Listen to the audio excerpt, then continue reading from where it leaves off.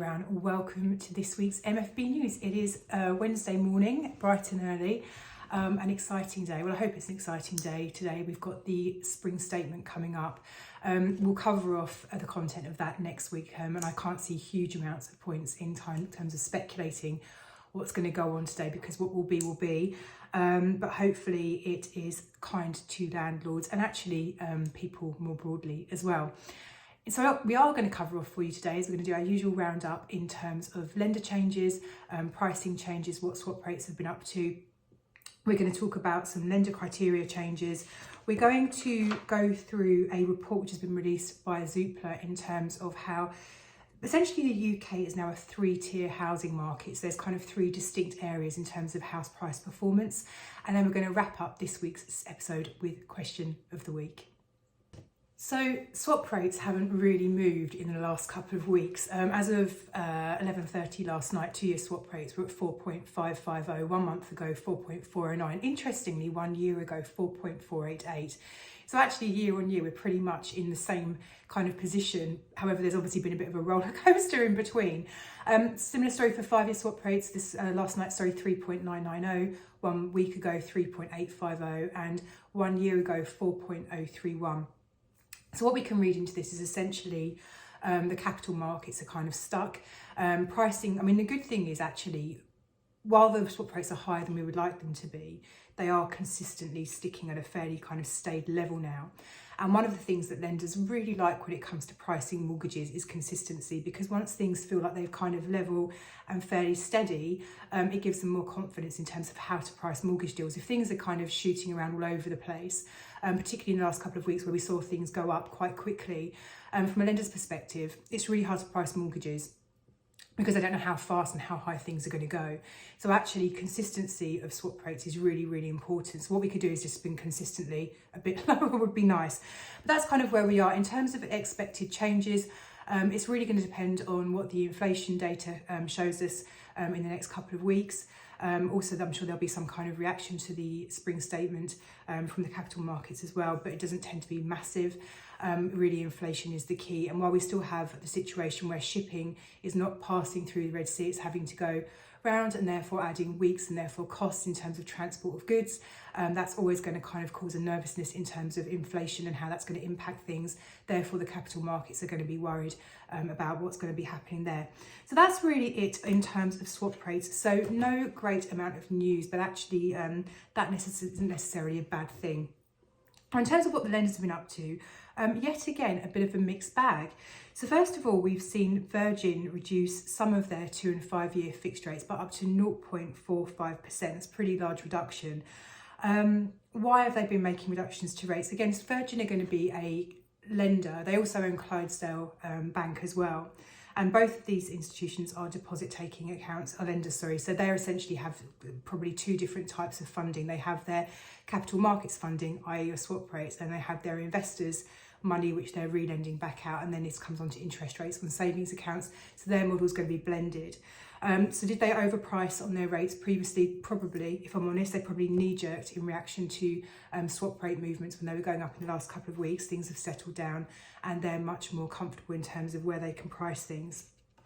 Now, we've seen Yorkshire Building Society make rate reductions of up to 0.15%. Now, YBS, again, are going to have a kind of mixed blend in terms of their funding lines. They are a commercial lender. Now, YBS are an interesting one. So these are the guys that we go to for sort of commercial residential investment. So really large blocks of flats, really large HMOs, limited companies where the structure is a little bit kind of out of the ordinary, that kind of stuff. So a commercial lender that does residential lending. Now they also do commercial lending as well. So that can be commercial investment and semi-commercial properties, so pure commercial and semi-commercial properties, but their rates have come down by 0.15%, and that's the kind of key message for you guys this week. Sorry, I haven't had enough coffee this morning, I don't think. Now, the mortgage works have increased some of their portfolio products by up to 0.2%. Now, portfolio, this is for landlords with 10 or more than 10, mortgage buy-to-let properties. And it's just those which have been impacted, so a small increase of 0.2%. Foundation Home Loans have released a limited edition product which On the face of it, probably won't sound super exciting because the rate here is from 6.39%. However, the kind of properties and scenarios they're targeting with this product are quite interesting and therefore almost essentially warrant the slightly higher kinds of interest rates. It's called they class as a tier 2 product, so not the bog standard stuff, it's the kind of more racy types of assets essentially. Now, one of the things that's really nice about this product is it does have a free valuation and no arrangement fee or application fee. Sorry, it does have an arrangement fee, no application fee. Now, the reason this is important, and I think borrowers are more kind of tuned into this at the moment, is because there's a real nervousness around house prices. And when we're getting valuations done, and I have to be honest, we're not seeing huge amounts of down valuations, more than probably normal in a very settled market. But actually, I think borrowers have largely priced in reductions to their property values when they're applying for mortgages and getting them valued. So it's not rife at the moment. But nonetheless, a lot of people don't really fancy paying out a large valuation fee for a mortgage where there's a chance the valuer may come back and say actually it's worth a lot less and the whole deal kind of falls apart. So products with no valuation fee are actually very appealing at the moment, and that's what this foundation home loans option has. Now, in terms of what tier 2 means and the kind of stuff they can lend on, so what they're looking at here is things like Airbnb and holiday lets, and they're working on the actual income from the property rather than a notional AST rent. They can lend on investor-led properties, and investor-led is essentially a property which has really been designed or very heavily owned by buy-to-let landlords rather than owner-occupiers. Some lenders won't touch these, but foundation home loans can consider these under their tier 2 offering.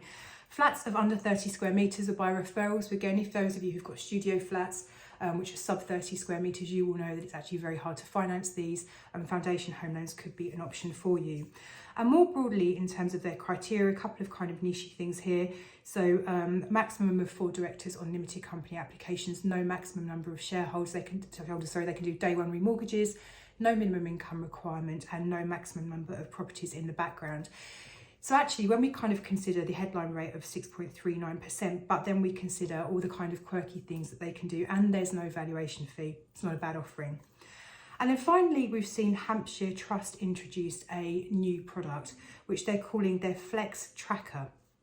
Now, essentially what they're saying here is it's a tracker rate with no early repayment charges if you, A, decide to switch onto a fixed rate with them during the tracker period, or you sell the property. Now, if you were to refinance away to a new lender, they would charge you an early repayment charge. But actually, most people redeem mortgages, because they want to sell. So that should really encompass most things. Now, this is really designed for those developers who have got a property, they've just finished developing, and they're thinking, well, actually, maybe now isn't quite the right time to sell. The market isn't really warm enough for me just now. So actually, I'm going to hang on to it for a period of time, let the dust settle in the housing market, and then I'll look to sell. So that can work really well. Now, in terms of the types of properties we're looking at here, Hampshire Trust can take on a whole range of stuff. They're very, very commercial as a lender. So no limits on the number of units in terms of blocks of flats, no limits in terms of the number of rooms in an HMO. They can consider slightly more quirky things, so sub-leases, for example, so that will come on to that in question of the week actually, but sub-lease is definitely one. They're very, very good at both individual lending and limited companies, and with limited companies they can do unusual structures, they can do offshore companies, they can lend to people who are offshore as well, they can even take on foreign nationals who are non-UK resident. So their kind of offering is very, very advanced. And they brought out this really cool kind of tracker rate mortgage, which is really designed to help out those developers who are not fancying selling at the moment. In terms of criteria changes this week, only one really, which is from the Mortgage Works. Now, it's really important that when the Mortgage Works make a change, we talk about it, because if the Mortgage Works are making a change, and they are, I believe, the largest UK, buy-to-let lender in the UK, other lenders will sit up and take notice and think, well, hang on a minute, if they can do this, maybe we should be thinking about it too. So always very, very important. And what they've done is they've been tinkering with their rental calculations in a favourable way. So first of all, whereas they were stressing mortgages for personal borrowing, if you're a high rate taxpayer at 165%, they've dropped this down to 160%. If you were borrowing as a limited company or a basic rate taxpayer, they were stressing at 130%. They brought this down to 125%. So essentially, as an individual or a limited company, you can now borrow more per pound of rental income with the Mortgage Works than you could do previously, which is really encouraging. Now, in terms of the calculation they're using, actually what I would say is that it's still pretty onerous. So most lenders for high rate taxpayers will stress at 145%. The Mortgage Works are still at 160. However, what they're actually stressing, the notional interest rate they're using is generally quite good. So actually in the round, when you look at the overall calculation, they tend to be as competitive as other lenders, and more so now they've made these changes. Now, a couple of other things to note. In terms of HMO calculations, they're still stressing at 175% coverage. That has not changed. What they have done is review the rental calculation they're applying to a background, the background portfolio for portfolio landlords. That's for with those of you with more than 4 mortgage buy-to-let properties. They were stressing at 5%. They've dropped that down to 4.5%. So the notional interest rate they're using for their calculations is 4.5% now. So that's really positive.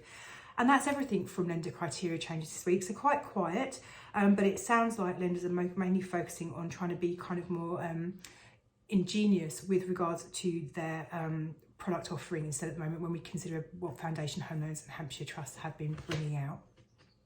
Now, one of the things I think is always really challenging for people is when we talk about what's been happening with house prices, because over the last year, we'd have been hearing reports that house prices have come down by 2%, 3%, depending on which report you're reading. But I'll speak to some clients who are in different parts of the UK, various parts of the UK, and they will say, you know, it's really weird, but where we are, the house prices haven't actually come down.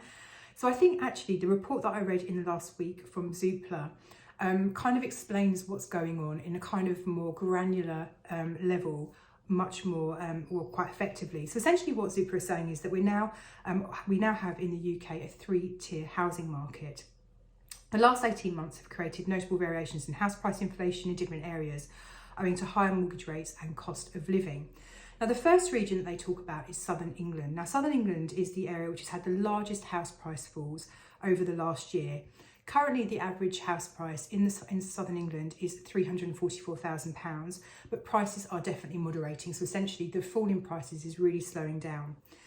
The second region is London, which they have kind of siphoned off from the south of England, where the average price is £523,000, which is almost double the UK average.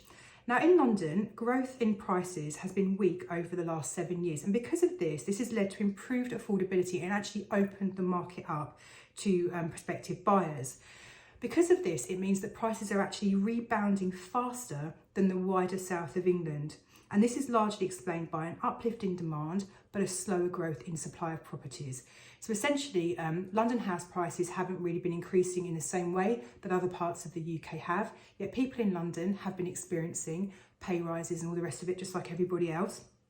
So affordability has kind of caught up a little bit in terms of house prices in London. Add that into an increase in demand, but actually less properties for sale in London. This is helping to really kind of bolster house prices in London, and therefore it's outperforming the rest of the south of England. Now, the third region we have is the rest of the UK, which I appreciate is quite broad, but this is what the report says. And what they say here is that price growth has slowed rapidly, but not many instances of falls have been seen actually. So largely it's just a slowing down of growth, but actually no or very little in terms of falls. The average price is 28% below the UK average, and the UK average therefore is factoring in London and the south of England. Which means that actually the rest of the UK is largely or less impacted by the additional mortgage rate costs that we've seen. So buyers are still able to actually afford to buy properties in the rest of this area. So I hope that kind of explains a bit more in terms of what's going on. We were talking about house prices coming down or how they're performing more broadly, just to kind of give you a bit more of a backstory in terms of how this kind of works on a more granular level. Now, for question of the week, it's not such a question that we've been asked, but it's actually 2 separate clients of mine have both individually come to me with a scenario which is really unusual, and it's really weird that I haven't come across this for years and suddenly 2 come along at once, a bit like buses can do. Now, the scenario is that they have bought a leasehold property, which they then split into flats. So one of these was the residential parts above a retail unit. So they bought all of the residential parts, all the flats, there was 3 of them, on a leasehold basis. And then what they've done is they've created subleases. So each flat has its own individual leasehold title, but as a sublease rather than a head lease. So the original lease that was created for all 3 flats would be the head lease, and then each individual unit is a sublease. And so they came to us asking to refinance the individual leaseholds. And so we've had a bit of fun and games trying to place these, because actually lenders don't tend to like lending on subleases. They want to lend on the head lease or indeed just a leasehold. They don't like kind of, you know, complex structures essentially. Now, the very good news is that we have been able to find lenders who can lend on this basis. Very few lenders, but there are choices. The key requirement actually was that the sublease lease has to be at least 99 years. That's the kind of really big requirement. So if you find yourself in a situation, I appreciate this is pretty unusual, but it kind of shows the complexities of some of the stuff, some of the situations that people are in, and the kind of essentially queries that we come across. Actually, if you do hear about someone who's looking to lend on a arrangement where they have a sublease in terms of a unit, then we can certainly help. They just need to give us a ring. And that's us for another week. Thank you as always for joining us. If you have any questions, you know we'd love to hear from you. 0345 345 6788, or go and take a peek on our website. Incidentally, on the website there's also a live chat function, so if you don't fancy picking up the phone and having a chat, you can chat real time to us via an online kind of web chat service. No robots involved, I promise. You come straight through to people. You never know, you're lucky, you might even get through to me. Looking forward to talking about the spring statement next week. Let's hope it's kind to us all, but until then, take care.